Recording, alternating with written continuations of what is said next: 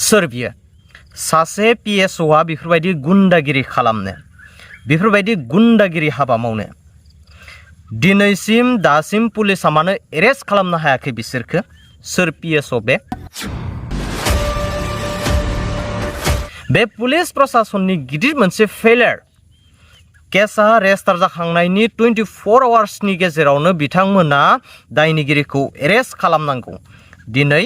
सानब्रै सानबा बारलांबाय जेबो रेसपन्स गैया। खुलुमबाय रायजोफोर गिबियावनो नोंथांमोनखौ आंनि चेनेलाव बयखौबो बरायहरनाय थाबाय। मोनहासार ब्रह्म आरो गियान बसुमतारीमोननि गेजेराव जानाय जितु जाथाय दाखालि मोनहासार ब्रह्मखौ हरनि समाव दैखांना लाना थांना सिलाय थुथिंलायनाय मोखां खाथेना बुग्लिसि बुग्लिना मार्डार खालामनो धमकी होनाय बे जाथाया दिनैसिम सिरि जायाखै दे रायजोफोर। बिथांमोननि मोनसे कल रेकर्ड फैदों दिनै गोदानै बेनिनो ससेब्लाबो नोंथांमोना आपडेटखौ होनो शेयार खालामनो सानदों। दा कल रेकर्डिंआव गोसारनाय बायदिब्ला मोनहासार ब्रह्मखौ बुग्लिनायाव सोरखारि PSOफोरा लोब्बा दङ आरो बुग्लिनायाव PSOनि बाथ्रा ओंखारदों कल रेकर्डआव। सोर बियो सासे PSOआ बेफोरबायदि गुन्डागिरि खालामनो बेफोरबायदि गुन्डागिरि खामानि मावनो दिनैसिम दासिम पुलिसा मानो एरेस्ट खालामनो हायाखै बिसोरखौ सोर PSO बियो सासे PSOआ बोरै गुन्डागिरि खालामनो हायो बे पुलिस प्रशासननि गिदिर मोनसे फेलियर केसा रेजिस्टार जाखांनायनि 24 आवार्सनि उनावनो बिथांमोना दायनिगिरिखौ एरेस्ट खालामनांगौ दिनै सानब्रै सानबा जाबाय जेबो रेसपन्स गैया जायनि थाखाय मोनहासार ब्रह्मनि न्याय नागिरनानै गामिनि गावब्रा प्रजन्त रायजो राजाफोरा ओंखारबोनो बाध्यता जाना फैदों। पुलिस प्रशासना जुदि मोजां नङाब्ला आयेन कानुन नितिफोरखौ मेगन थासेयावबो खाना जानानै जुदि बेरायबाय थायोब्ला गुबुन थान्दायाव बेरायबाय थायोब्ला सोरबा सासे लिडारनि गुबुनले गाथोनाव दुगैबाय थायोब्ला गोजोमबाय थायोब्ला जोंफोरबायदि फिसा फिसौ व्यक्तिफोरा बै मन्दिराव आलायना दोनजानाय घन्टाफोर बायदि गोसो जाब्लानो बुजागोन गोसो जाबानो दाम जाबाय थागोन आरोना। दा मोनहासार ब्रह्मआ प्रेस मिट होनाय बायदिब्ला गावखौ बुग्राया EMनि फंबायनो BPF दोलोनि EM प्रकाश बसुमतारीनि फंबाय होननानै बुंदों। दिनै BPFआ गोदानै सोरखा दानाया 9 मास जादों। बे 9 मासाव अलरेडि 9था 10थासो गिदिर गिदिर जाथाया जोंनि BTCआव जानानै थांखांबाय। बेनो नामा BPFनि उन्नतिया सान्ति गोजोना आरोबाव 4 बोसोर बाखि दंबावो। बे 4 बोसोरावबा मा जाबावगोन नायलांबायल' थादो रायजोफोर। आंनाव मानो फैखो कमप्रमाइज खालामनो ओमफ्राय दा आंनाव कल रेकर्डिंबो दं बिसोरनि ओमफ्राय दा आरो नेक्स्ट टाइम उनावहाय 3-4 घन्टासो थाना आंनाव आरो कल हरबावदों बिसोर ओमफ्राय बेना कल हरना बुंबावबाय आंखौथ' मोना होनना मिथिबाय नालाय मोनहा होनना बुंबाय आरो आं उमुक होननानै ओमफ्राय दाना औ मा होननानै माने नोंजों एसे रायज्लायनोमोन मानोमोन आं बुंदों जाय आंखौ बुग्रा बेनो रायज्लायनो हो आंखौ सोर बुआमोन बेनो रायज्लायनो हो होनना बुंदोंमोन। बिसोरथ' एसे साइडआवसो दं मायावसो दं बिदि होनदों आरो बिसोर दा होमबालाय आंनो बे मानसिखौ कल हरो आंनो बे गियान बसुमतारी बे नामखौ मिथियो आं दा आं जायखौ केस होदों बेनि नामाव बे आंखौ बुदों गियान बसुमतारीया ओमफ्राय बे लावथि बिराद गोलाव लावथि बिराद गिदिर लावथि बुदों आंखौ माने आंनि मोदोमाव गासिबो देहाया माने मोजां नङा आरो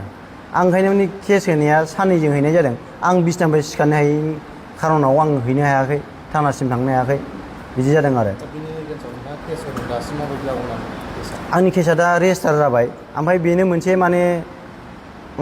आर्म चेक होननाय बे बुस्थुखौ बिसोर एड खालामफायाखै आरो दा आङो माबा SP सारनिसिम आङो मोनसे लाइजाम गथायहैनो थांनो आं रायजो राजायैनो जों थांगोन टाइम लानानै मथा-मथि साननैसो थानानै आङो SP सारनिसिम थांगोन आरो रायजो राजाखौ लानानै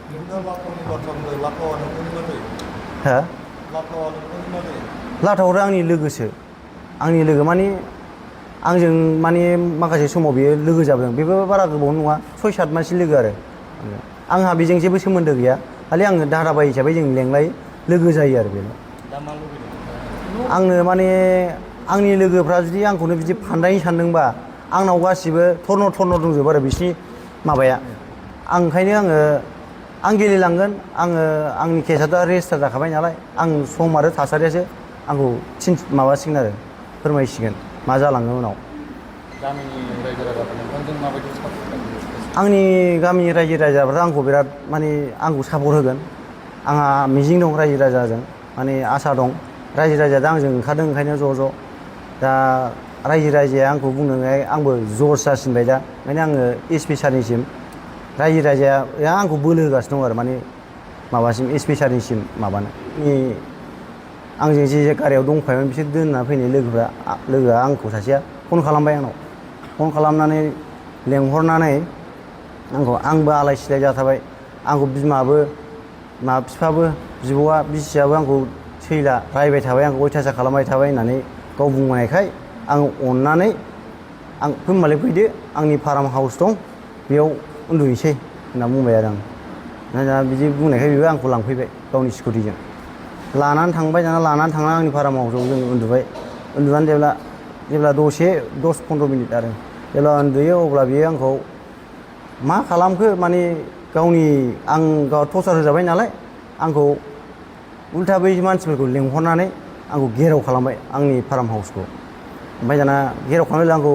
बरननानै जि सौबाय जोबायना आखायाव लानानै फारफा हमनानै ओमफ्राय दाना आंखौ डाइरेक्ट लामायावसो गावसोर सिखाव थाइबैसो फैदोंमोन नालाय लामायाव गारबोखादों गारिखौ गंनै थार गंसे बलेर' गंसे गारिया ओमफ्राय दाना आंखौ हमनानै जोनानै लांबाय लामा गारियाव बलेर'आव सोहैबाय सोनानै दाना आंखौ गाहायावसो दोनखाबाय गारियाव एखेबारे नारसोनानै आंखौ ओमफ्राय दाना बबेथिं लांदों आं फात्ता गैया मानसियानो आंखौ लामाखौ देखायखायाखै बबेथिं लानानै थांखो हारसिङै गावसोर बलेर'नि उनाव सासे जिरायदों ओमफ्राय आंखौ सासे ओरै गेजेराव दोननानै बेंदों ओमफ्राय ड्राइभार सासे ओमफ्राय मोखां खारिखानांगौ ड्राइभार सासे ओमफ्राय बै सिगाङाव सासे दंमोन बेथ' सिलाय दंखायो बेनाव गंसे सिलाय दंखायो मा सिलाय आं मिन्थिया आरो बिदि ओमफ्राय दाना आंखौ जायखिया सिलाय गोलाव सिलाया ओमफ्य दाना बिसोरो माने आंखौ नायहोखायासै ओरैबायदि माबाखा माने मेगन खारिखानाय माने आंखौ ओरै बबेथिं लांदों आं फात्तायानो गैया ओमफ्राय उनावहाय बै सासे लोगोआ आंखौ जे माबानानै नालि होनाय लोगोआ बेखौ बै माखासे लोगोफोरखौ थार गंसेजों लायदों जाहैदों लाना बै माखासे साथाम लोगोखौ लाना फैनानै बिसोरखौबो बेयाव लाबोनानै बुफैबाय आंनि फारामाव आंखौ जेब्ला ओरै गिदिं लानानै फैनानै बुनानै लाना फैयो फारामनि लांगोनायाव लाखिफैनानै आंखौ बोख्लायनानै जायगायावनो बिराद होबाय आरो लावथिजों दोखो बुबाय आंनि लोगोफोरखौ बुजोबदों गासिखौबो